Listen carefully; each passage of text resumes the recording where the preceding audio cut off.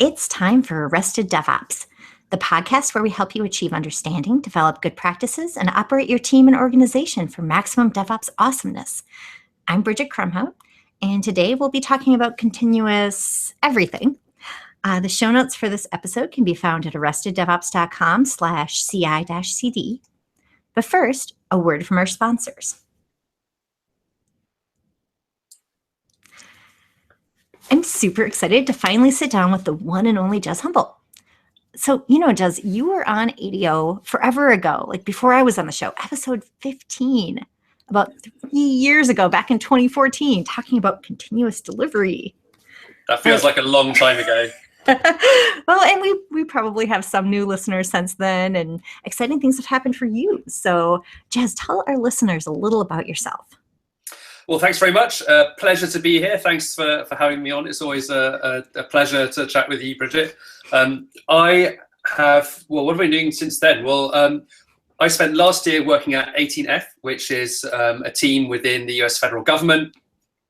We bring modern, lean, agile approaches to government agencies. I was working in infrastructure. I was on the team that managed our AWS stuff, and I helped out with cloud.gov, which is a platform as a service we built using Amazon and Pivotal Cloud Foundry open source to allow agencies to do cool modern cloud stuff. It's all open source. You can go download it and see it for yourself, basically to prove that you could use continuous practices, DevOps, modern cloud stuff, even in the federal government.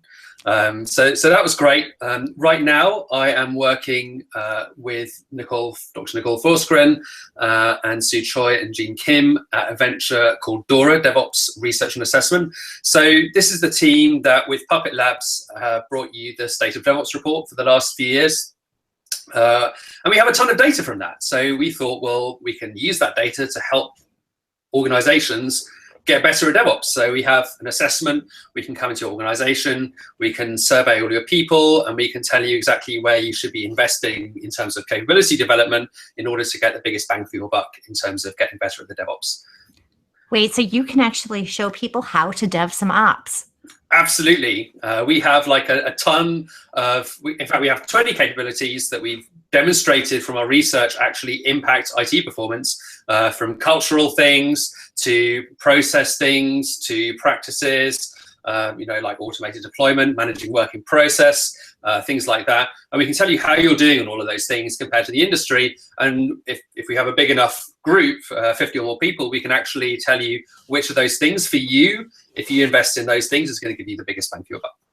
Now, see, that sounds amazing, but I gotta say, having, spent my last couple of years at a vendor, going out, talking to Pivotal customers, I've seen a lot of people who say, okay, these are all the things we should do, but who should do them? And they want a racy chart. Like, how do you deal with those questions? That's an excellent question. And I think this comes back to actually something that is just important for any organization. We should have high-level objectives, and then it's up to the teams to work out how to collaborate in order to achieve those. That there are strategic priorities for an organization, and there should be a few of those, not very many, and then the team should work out how to achieve that. So my answer is, all of you have to do it. And you all have to work out what your part is in that, and the way you work that out is by talking to the other teams and discussing, well, how, what's the next measurable step that we're trying to achieve, say in the next month, and you agree on a measurable goal, and then you try some stuff out. There's no way of knowing in advance who's going to have to change, but my money is on everyone. Wait, you can't just have some DevOps experts do your DevOpsing? Yeah, obviously I have the starter pack with, the open source tools and the DevOps cards. But, that only gets you a certain way. So yes, I think we both share a certain skepticism at the idea that you can just follow a recipe and achieve weight loss with a simple pill. Right. But at the same time, though, what I think is really, really cool about DORA and the stuff that you folks have been working on and doing and publishing, and we need to talk more about that, but the stuff that you've been putting out there, it basically lets people put some, some hard data around the, well, you should change. And people, you come back from a DevOps days and you're all kumbaya and like, let's everybody get together and try to love one another right now. And someone says, well, that's great, but how? So I like that you can give people something that's a little bit more tangible. Yes, I mean, we're all about data. My boss, Dr. Nicole Forsgren, was a professor, and she did accounting and stats. So you will lose any fight you pick with her about those things. I know, I've tried. So we're all about data and measurable stuff and being very tangible. And the great news is you can be very tangible about things like culture, and you can make that measurable and tangible, and talk about it. And that's really what we try and do. Yeah, I know. I love that. So since you're known for, continuous everything, let's do a quick level set for those of our listeners who have not read the continuous delivery book. First of all, what is the difference between continuous? Let's see, we have delivery and deployment and probably other things. And there's continuous integration somewhere at the bottom of this stack of turtles. What are all these continuous things? Can you give us the elevator pitch? Sure. So continuous integration means building and testing every change you make to your system. And that requires, for example, working off a shared master or trunk rather than on long-lived feature branches. It requires having an automated test framework so that you can actually run tests against every check-in, a quick and comprehensive test framework. But the idea is we keep the system working. And we find out at the moment we've broken something and we fix it as soon as possible so that the default state of the system is a working one. So that's continuous integration, something we've known about for years, something that people still often think they're doing when they actually aren't. So I have a very simple test I administer to determine if people are really doing it, which is number one, is everyone checking into a shared trunk at least once a day? Most people can't answer yes to that question. Number two, when you check in, do tests run on every check-in? And again, a bunch of people can't answer yes to that question. And then finally, the one that gets most of the rest of the people is when the build breaks, do you typically have it fixed within 10 minutes? And a lot of people aren't very disciplined about that. It turns out running Jenkins against your feature branches and then ignoring the build when it turns red is not continuous integration. It's a practice and mindset, not a tool. So. What? Oh, that makes so much sense though, because I think, and you're right, like there is a certain amount of CI/CD theater. People want to say, we are doing the thing. Yep. And that's probably true with a lot of the metrics that you test with DORA's assessments too. Like, how do you distinguish between we would like to be doing the thing, and so we're going to say we're doing the thing. How do you distinguish between that and you're actually doing the thing? Well, I mean, this is why we have questions with either yes, no answers or strongly agree, strongly disagree answers, so that we can actually tell. And finding the right questions to ask is the hard bit. I mean, this is what we do with the State of DevOps report. Me and Jean and Nicole and the Puppet Labs team spent ages coming up with questions to try and get to the heart of this. And then we actually, get people to take the survey and find out if these things A, are actually valid measures, and B, if they actually predict something useful. So yeah, that's really hard, and we've come up with things that aren't even valid on many occasions. So yeah, asking the questions is in many ways the hard part. And I absolutely agree with what you said. People love redefining terms so they can say they're already doing it. How many times have we heard, oh yeah, I'm doing DevOps or I'm doing Agile, and you go in there and it's a shit show. You're like. And you're like, you're deving something, but it might not be some ops. You might not be deving some ops right there. Right. Exactly. So that's continuous integration. Continuous delivery. Well, let's do continuous deployment first. Continuous deployment is when the CI build passes, it just deploys automatically to production. So you're like, okay, every time we have a change and it passes CI, or maybe you add some more validations in there, and you have like performance tests and other kinds of tests. But ultimately, you've got a pipeline which basically takes a change, runs a whole bunch of validations against it, and if it looks good, you're going to deploy that to production. So Like unless there's a good reason. completely automatically? Yeah, yeah, absolutely. Unless there's a good reason not to, you're going to deploy every build, is basically the thought. So that means deploying pretty, several times a day at least, and really high performers are deploying, hundreds or thousands of times a day. If you look at companies like Amazon, for example. Continuous delivery is basically behaving as if you were going to do continuous deployment, but not actually deploying all those builds. And you might think that's a bit weird. The reason that we have this term is because it doesn't always make sense to do that. If you're building, say, firmware or mobile apps, it doesn't make sense to deploy every build. But the same practices that you would use to do continuous deployment are still very valuable. They still improve quality, they reduce cost, they reduce time to market, they increase feedback loops, they require you to do a whole bunch of stuff that increases your discipline and your hygiene. So it turns out that even if you're not releasing every build, you should still be doing all those practices. So I'm gonna play devil's advocate and say, well, that sounds great, but don't you kind of have Schrodinger's deployment? If you don't know, like if you say, oh, this build totally could go out, but really there's some sort of, I don't know, schema migration that you didn't account for. So if and when it does go out, it's going to be a shit show. Like, how do you reconcile the, we think this probably could go out with the, this really could go out? I think my answer to that is, if you can do continuous deployment, you should do continuous deployment. And if there's a way to change the way that you're architected so that you can do continuous deployment, you should do continuous deployment. I think, my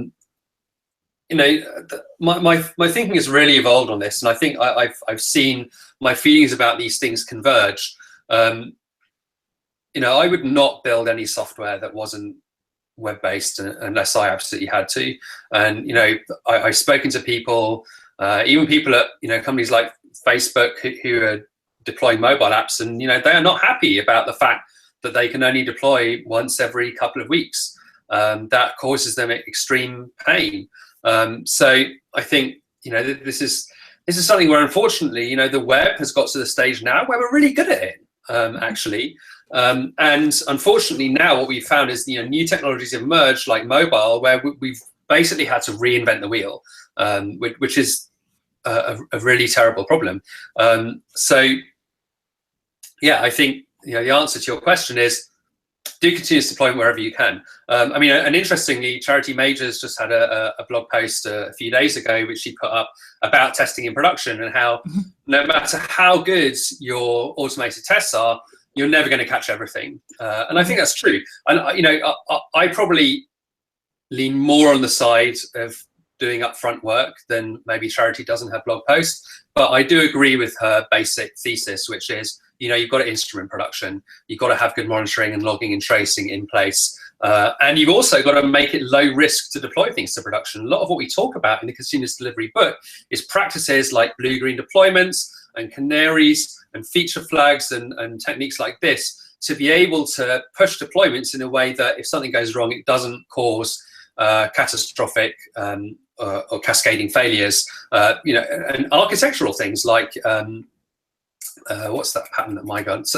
Circuit breaker, and a bunch of architectural patterns to prevent cascading failures. A lot of this is about architecting for resilience, both in terms of your application architecture, your infrastructure architecture, and the patterns and practices that you use to do deployments and make changes.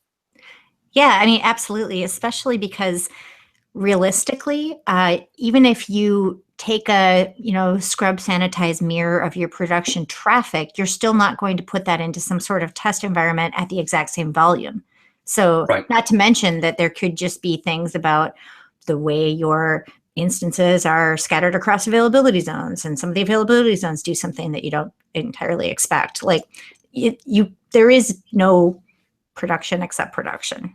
Right, and you're never going to mitigate all the risks. All you can do is do your best, and it's always going to be a trade-off. There's a certain amount of money and time and effort that you're going to invest in trying to make sure that nothing bad happens.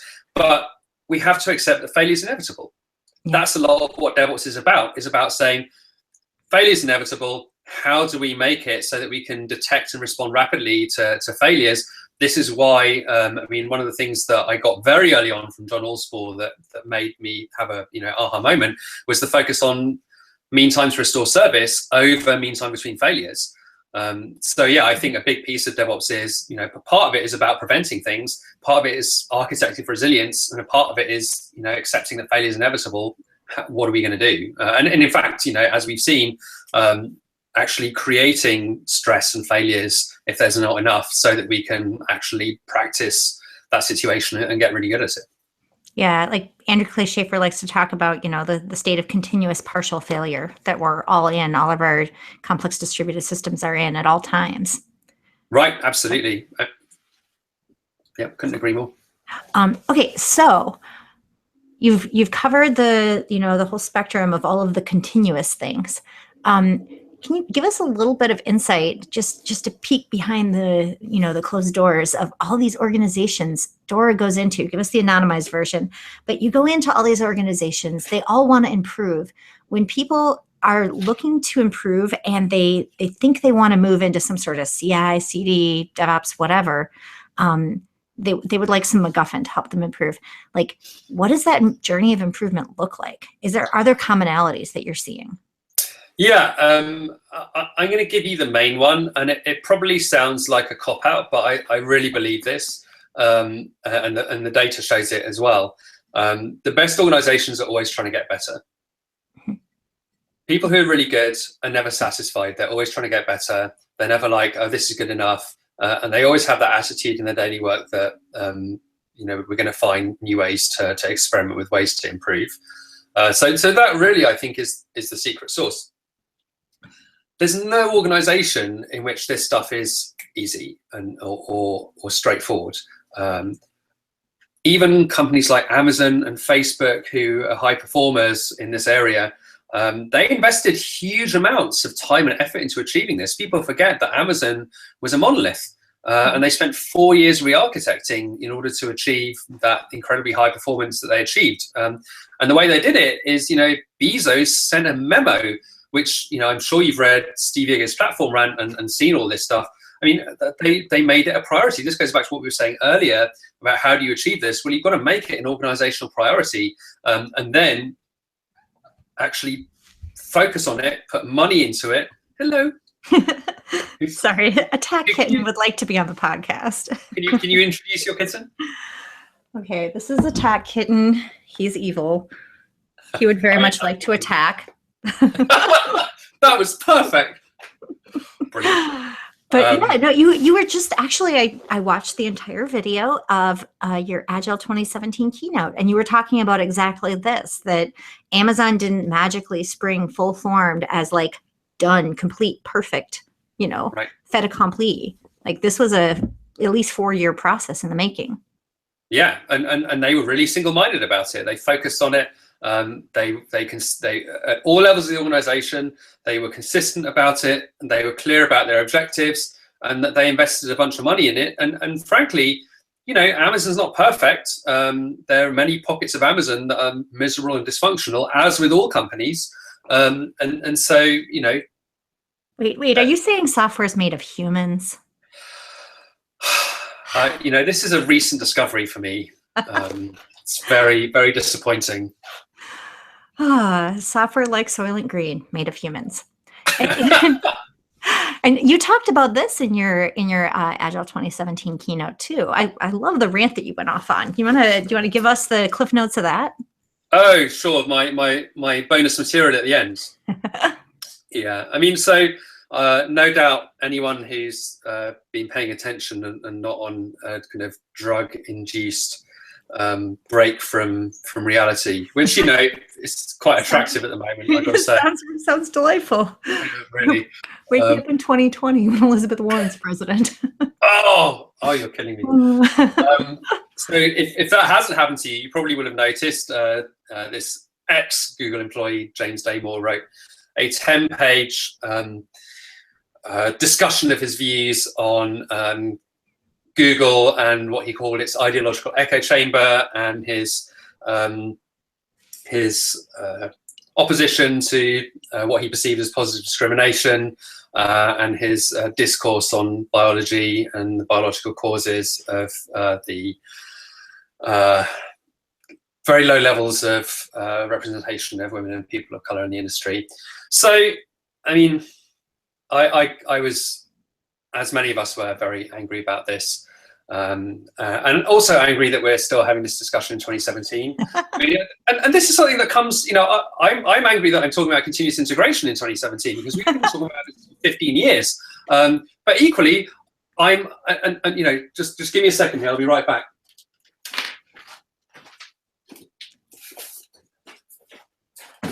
Narrating for those who are watching without video or listening without video.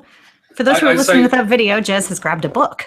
It's a book. This is a book, the 25th anniversary printing of The Human Side of Enterprise by Douglas McGregor, where he talks about Theory X and Theory Y and, you know, management ideas. So this book came out in 1960. And here we are in 2017, still having these discussions about how to effectively motivate teams and create good working environments, which she, you know, covered very comprehensively in 1960. But even worse is that we're still having these conversations about innate ability and its variance across gender and race in 2017. It's nonsense. And a bunch of people have said, well, it's not about ability, it's about preference. But he's actually very clear. He says the word ability. He's talking about ability. And frankly, it's not much better with regards to preference. And I want to be very clear about this. There are differences in biology between men and women, and there are differences in brain structure and other things. What we see in real life is a complex interaction of genetics, epigenetics, and environmental characteristics that produce these outcomes. And, you know, yes, it's worthwhile having a discussion to try and unpick these things and discover how we make things better. But it's absolutely certainly the case that you can't go from those biological differences straight to differences in ability. There's no world in which that's the case. Wait, so you're saying complex systems are complex? What? Why would we want software engineers to understand that? I know. I mean,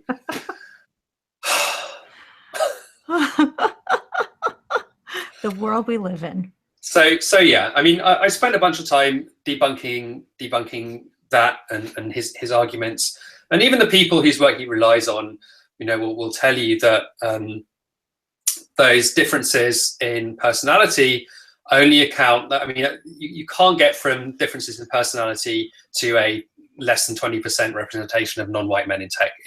The math just doesn't work. Science doesn't work. And even for preferences, I mean, you look at things like the women coming into the tech industry.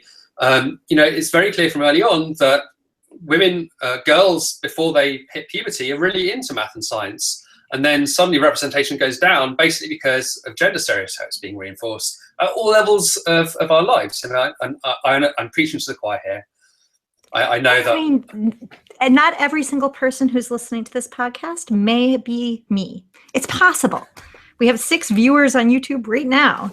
I just feel weird saying this looking at you, Bridget, because I'm sure that you could express this much better than I could. So. Yeah, I mean, I'm totally with you. What I really appreciated about your keynote is that you gave a really great keynote about important topics in our industry, and then you added some more important topics in our industry. And I watched the, you know, the tweets go out of Agile, and there were a few people who were like, well, I didn't come to hear this. And I'm thinking, so you do care a lot about building systems that work, except you're probably not going to succeed because you're not paying attention to this really important factor that affects whether or not your systems work.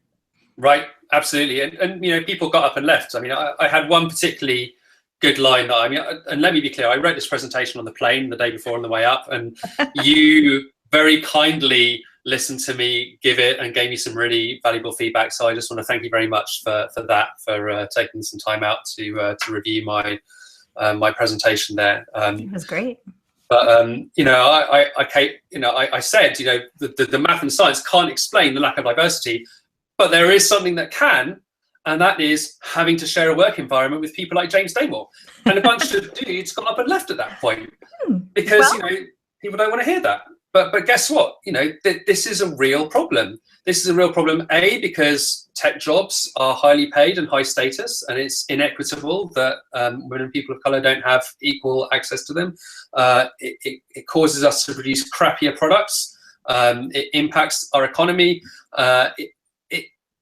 It's terrible on all levels. So we should care about this. And I think you're absolutely right. If you can care about the minutiae of tech, but you think that society and the way our teams are organized and composed is not important, sorry, you're going to fail, or at least you're not going to do nearly as well as you possibly could do. You just can't treat these are systemic problems, and they impact the system, and the system is what's dominant. And I think that's a really good way to put it. Like, for people who are engaged in systems thinking, they do need to pay attention to the whole system. And that brings us like ratcheting right back to if we're going to make continuous improvements, and we're going to make continuous improvements in our teams, in our organizations, we are going to pay attention to all those human factors.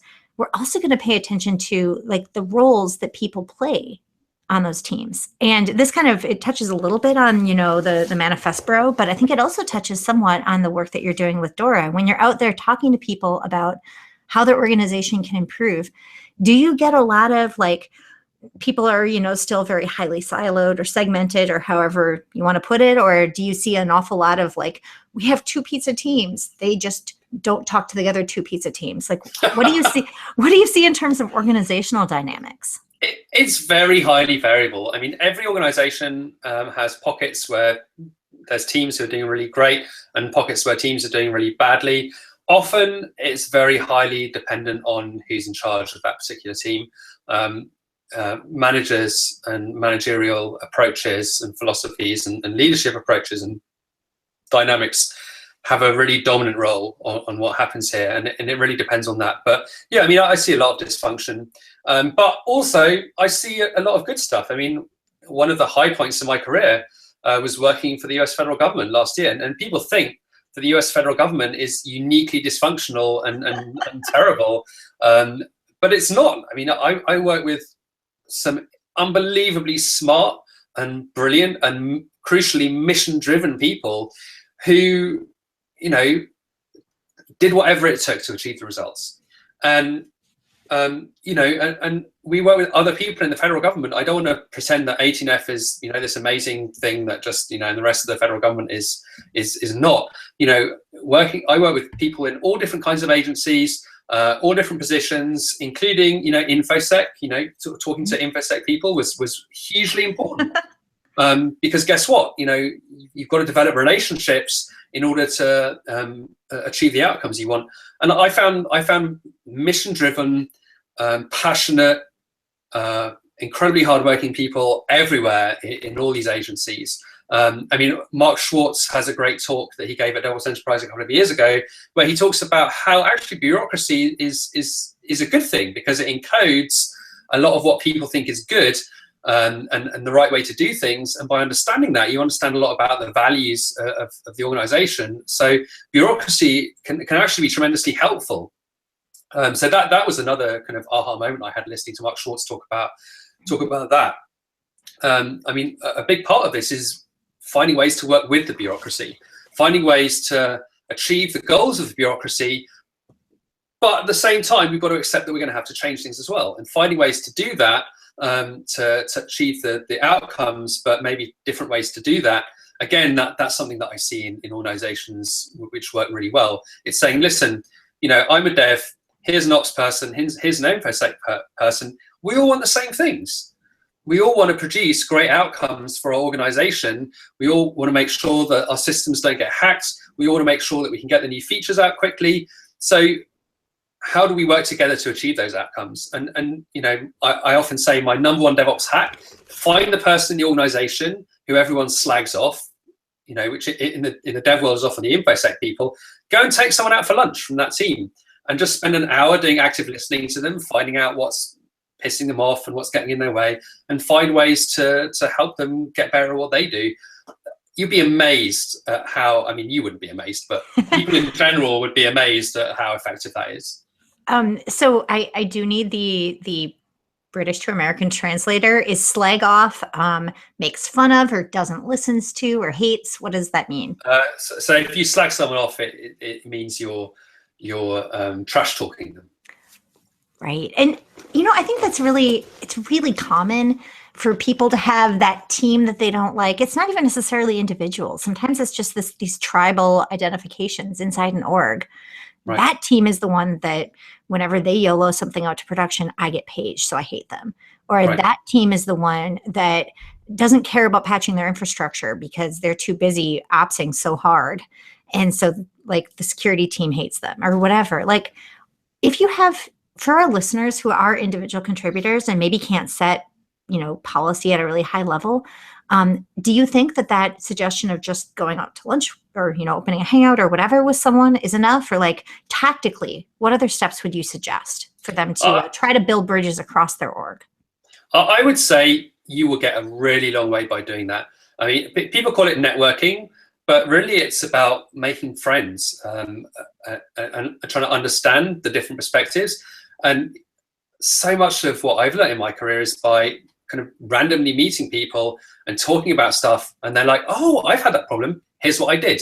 And oh yeah, you know this rule, well this rule is in place because of this thing, and this is the person that had that problem, and this is, and you know, you get to understand some history and some different perspectives. You know, empathy and understanding these things, that's crucial.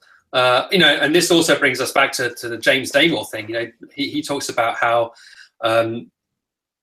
you know, women tend to be better at empathy than systematizing, whereas men first be better at systematizing than empathy. And you know, there's two pieces of this. One is to what extent is that biologically determined versus the products of biology and society combined, which, you know, is a discussion that's worth having. But also the idea that our biggest obstacle is a failure to systemize is to completely misunderstand the nature of the problems we face. Most of the problems we face are due to a lack of empathy. And, you know, I've worked with people like this who will spend months reading documentation and processes and things like that and come up with this amazing way to approach a problem and then run up against the brick wall because they forgot to talk to someone who could actually help them achieve that. He probably knew all that stuff and could just, you know, actually help them do it. So, you know, we're working in teams. We're building products. We're trying to achieve outcomes in complex systems of people. Empathy is important. And I think it's interesting to me that you bring that up specifically because in the DORA assessments, when you go out with what you're doing right now, when you go out and you look at what's going on inside teams, how do you measure for that? Like, how do you get some kind of idea of what the crosstalk between teams or inside teams looks like? What does that part of the survey look like? Well, we have a couple of things that we look at. One is the extent to which when dev and ops collaborate, the outcome is win-win. The other thing is we actually measure culture based on a construct created by a sociologist called Ron Westrom. This is something else that John Allspaw turned me on to. He was studying safety outcomes in healthcare and aviation, and he found a way to basically predict how effective people's safety culture was by measuring along these 6 different axes. And you know, we can put this in the show notes, I imagine. So absolutely. We'll put a link to the Westrom model or whatever it's called. I forget what it's called. No, that's right. And so, you know, we can measure where you fall on that. And one of the things that we look at is how well people collaborate between different teams and departments. One of the things that his model is telling you is information flow. And it turns out making sure that the right information presented in the right way gets to the right people at the right time, that is incredibly critical in order to be able to develop resilient, agile organizations which can detect and respond rapidly to changes in the environment. That's all depends on information flow, and so much of information flow is dependent on cultural things. So, you know, you can build the best systems in the world and the best, you know, use the best tools in the world, but if your culture and organizational structure is wrong, it just won't work. And I think this is a really good point for especially when you're consulting or going into organizations and or working as a vendor or partner with them, I think a lot of times people want to buy the DevOps in a box. They want the solution. And you're like, but the solution is going to look different at your organization because you're going to implement it in a way that works for you. And what you're describing here, like the, how healthy and collaborative the culture is, it occurs to me that that's very related to how successful their continuous everything-ing is going to be. Absolutely. I mean, one of the problems that there's a lot of teams using these kind of big agile frameworks. There's a bunch of them about. I'm not going to name names because I think you all know who I'm talking about. But these frameworks talk about, here's the processes that you put in place. Here's the different roles. You've got to create a backlog, and then you've got your release trains. Blah blah blah blah blah. That's all very well, but I've seen a lot of organizations adopt those but not change the way they do procurement and contracting, the way they think about leadership, the way they think about organizational structure. And if you don't do that stuff, it won't make any difference. You're just shuffling around the shares on the Titanic. So the practices are useful, but the point of the practices is actually to change the behavior of the organization. And if you don't change the behavior of the organization, it doesn't work. And this is why I have such a problem with cargo culting, which, again, DevOps in a box. If we just adopt these practices, everything will be fine.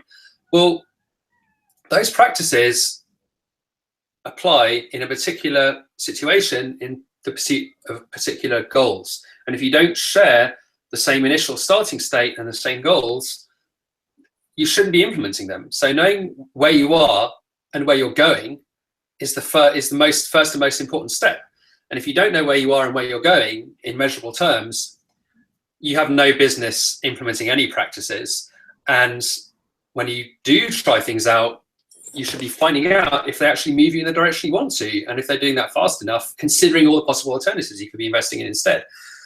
So, I mean, this is what Mike Rother discovered when he was looking at Toyota and what made Toyota unique. People copied what Toyota did, but that wasn't what was important. What was important was the ability of the people doing the work to recognize what their biggest obstacle was and experiment to remove that obstacle and then carry on doing that, not the particular things they discovered in the process of doing that. You're copying the practices, you're not copying the mindset and the culture of continuous improvement.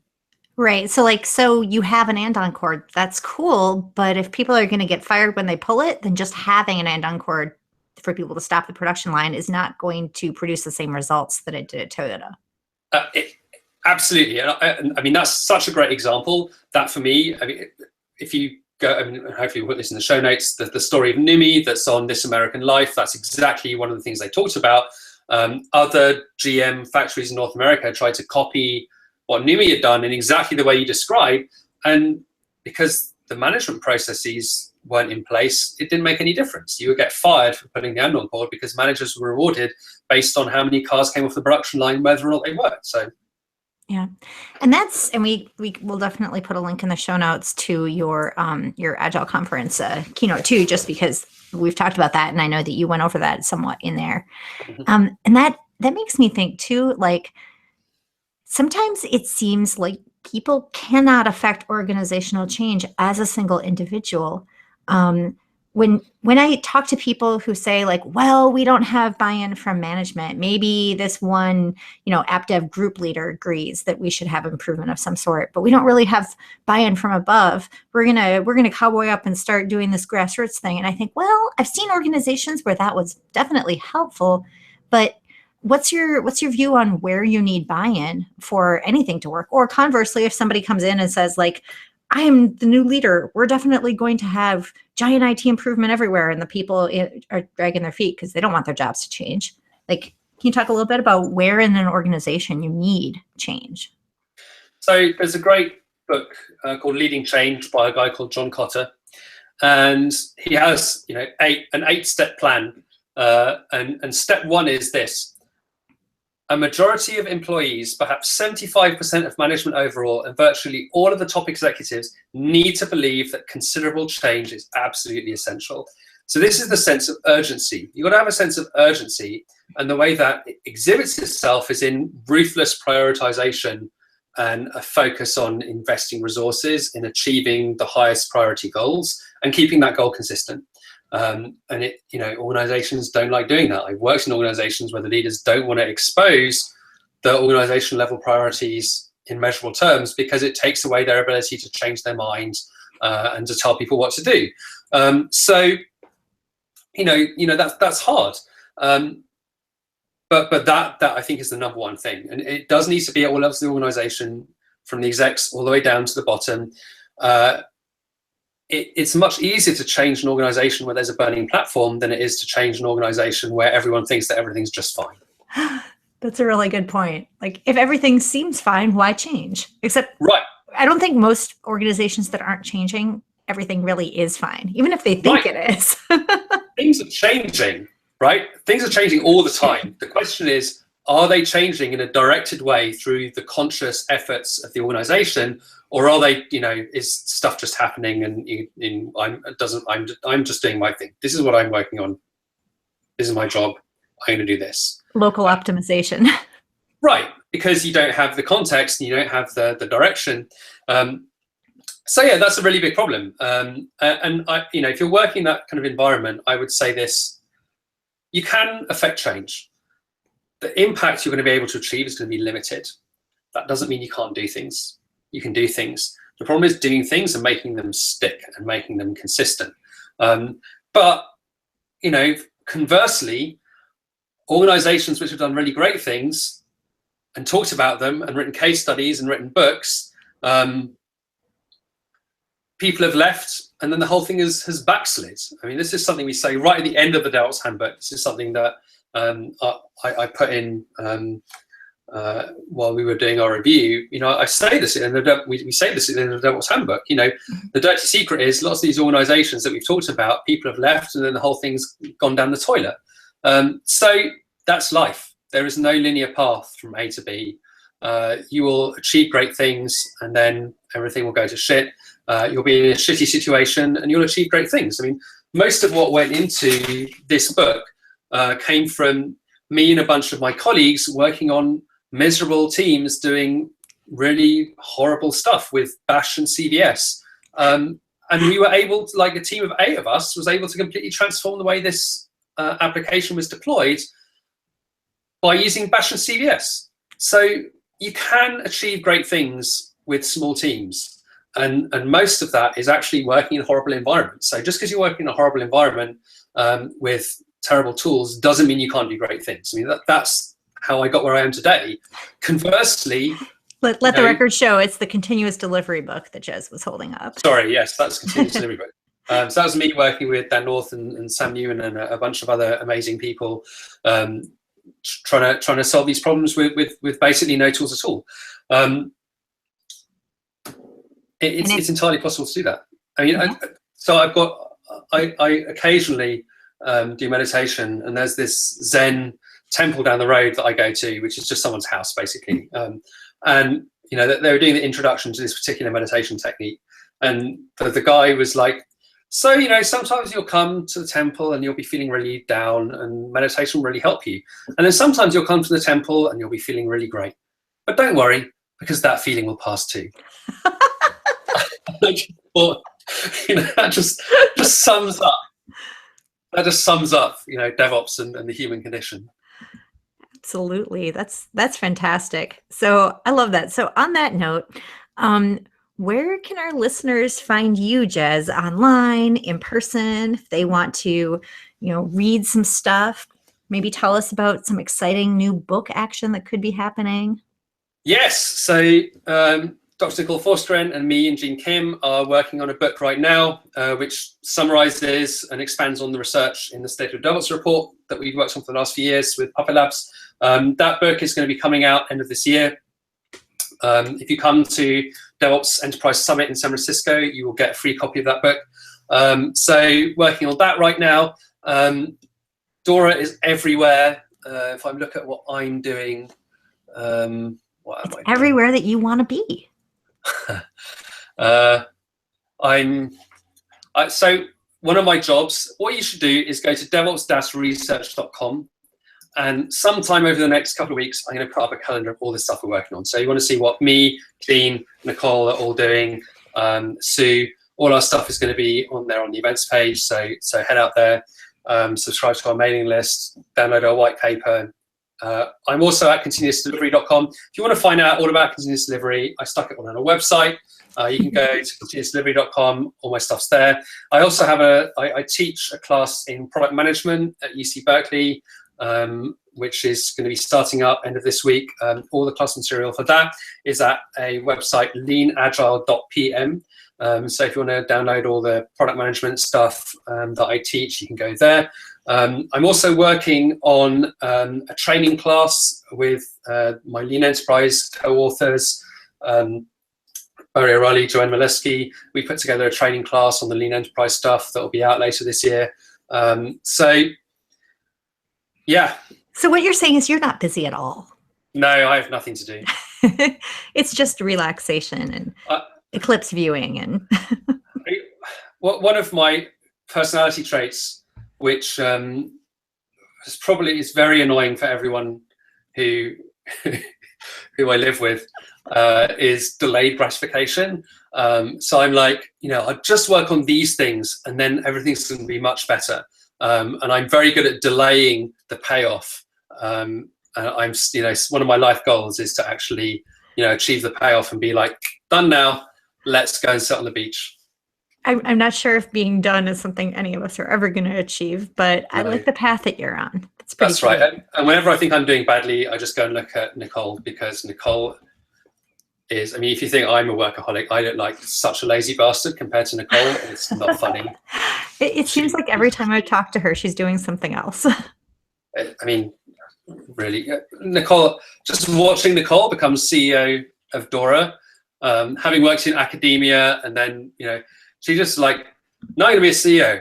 What do I need to learn in order to be effective at this? Oh, Nicole's fantastic. We've of course had her on the show several times in the last 3 years. So I'm glad that we're getting you on the show. We just have to, we'll get Sue on next. It's like, let's see. Probably we'll catch her. Sue is speaking at a lot of DevOps days lately, so we'll probably catch her at one of those. Speaking of which, the open CFPs on devopsdays.org/speaking are something that a lot of our listeners might want to check out. There are a bunch of cool places that you could go and speak at, perhaps a place near you. And be aware, like you probably, and you being everyone in the world, you're probably doing things that other people would be really excited to hear about. You just don't know it. So, a lot of what I kind of realized was actually really important was stuff I was like, oh, this is kind of cool, but I bet everyone is doing this. That may well not be true. And especially, I know a lot of people kind of think, well, I can't teach the world anything.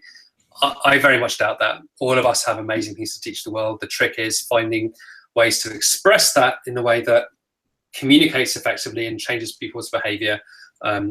We are far away as an industry from being as effective as we could be at that.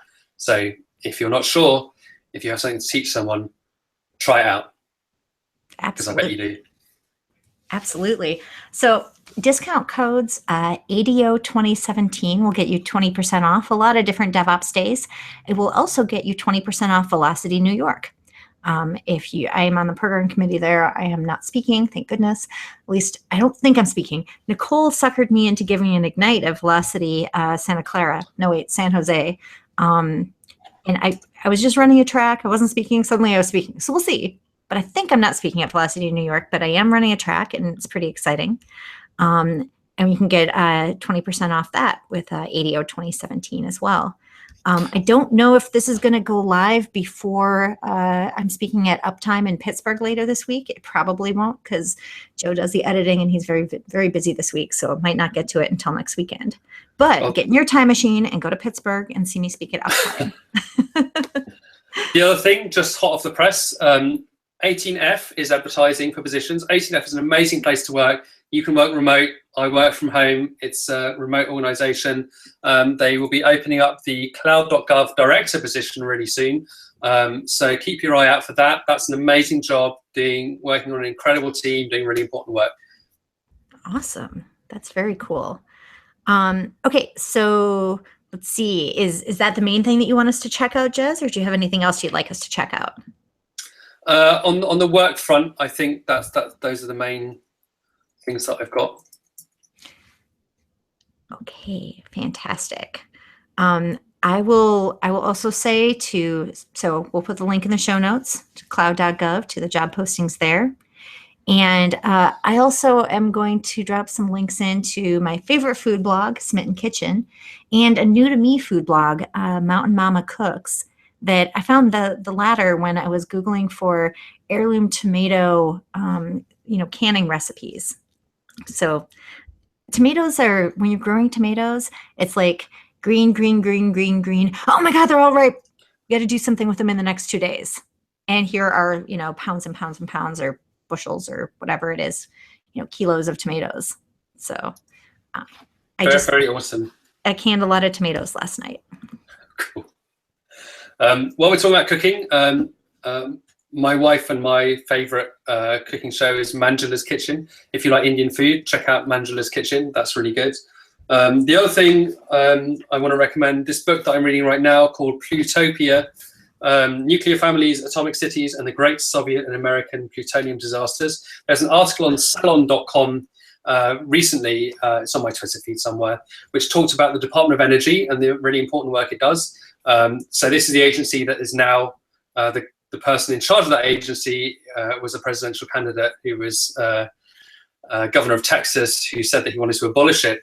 It turns out that a really big chunk of the Department of Energy's budget is spent on cleaning up this small town called Hanford up in Washington, which was where the US produced the plutonium as part of the Manhattan Project for the first atomic bombs in the 40s. So this story is really interesting because it talks about that, and it talks about the social environment they created. It has really interesting discussions of kind of society at the time and what that meant for the plant and how the plant changed society and all the terrible things that happened there. If you've seen Fox Hunter, the movie, so this is a movie about the guy who is in charge, the family heir, the DuPont family heir, who actually he kind of took over sponsorship of the US Olympic wrestling team, and then ended up shooting one of the, it's crazy, but DuPont was the prime contractor on Hanford. So reading about basically how DuPont made enormous amounts of money, basically building this city that manufactured plutonium, fascinating stuff. Highly recommend it. Well, that is really interesting. Foxcatcher, not Fox Hunter. Okay. Now that's really interesting. I'm going to have to read that because I was actually just at a wedding. I was at Patty and Ethan's wedding in the Tri-Cities, and it's very close to there. For whatever reason, the reactor, there are tours, but I guess the tours weren't available over the weekend that we were in town. So they were doing some sort of, important nuclear maintenance or whatever that I guess you would want them to do so that there's not any kind of meltdown. But so we couldn't go on a tour, but I was actually right there in the kind of the high desert in eastern Washington State, which is a very interesting landscape. So that was one of the reasons they picked it. Fascinating. Yeah. That's the Tesla road trip that Joe and I took last month. So that was good times too. That's I suppose that's another recommendation is if you get a chance to try some electric vehicle road tripping across the US, it definitely builds pauses in. But at least if you have fast charging, it's not the kind of, wait for a day before you can keep going pauses. So yeah, so my dirty secret is that I just got a Tesla as well. I guess it's a clean secret. It's clean energy. Which one did you get? I got an S. I feel terrible for admitting this on air. But it's an amazing car. I love it so much. One of the things you can do is camping in it. Wait, you got the S or the X? The S. Okay, that's the same one we have. Yeah. Yeah. So you can do camping in it. You can put the back seat down and you can keep the electricity on all night without having the headlights on. And then because it's got a glass roof, you get this amazing view out the back. I haven't tried this. Wow. I suggested it to my wife in an email, sent her the link, and she sent me back a one-word email reply, no. But maybe you'll have more luck than I do. Actually, Joe and I, we did consider trying to do some kind of car camping out of the car when we went last month to his family reunion, which is up in the north woods of Wisconsin, right on the Michigan border, where most of the family all brings their campers, but we don't have a camper. And we also bought a Model S, which means we can't tow anything. So Right. a pop-up camper was not going to happen. But we did end up finding, kind of a little B&B not too far away in a town that had some public charging, which was very nice because, Great. as it turns out, if you don't have charging, it's a very limiting factor. That's the one thing to consider. Yes, that sounds spot on. Anyways, so we should probably wrap up, so I can let you go. We're running late as we always do, but it's so fun to chat with you, Jez. It's been an unalloyed pleasure. Thank you so much for having me on the show. Yeah, awesome. So yeah, head over to arresteddevops.com/CI-CD for this episode's show notes. I mean, not right now if you're still on the live stream, but eventually. And the site also has our newsletter, merchandise, Patreon, all the Arrested DevOps stuff you could ever want. Visit arresteddevops.com/iTunes and leave us a review in the iTunes store if you want to help other people find this podcast. I'm not really sure how that works, but apparently that's a thing. So yeah, so again, thank you so much, Jez. I'm really, really glad you were here. This was super fun. Great. I'm Bridget at Bridget Crumhout. This is Arrested DevOps. And remember, there's always DevOps in the banana stand.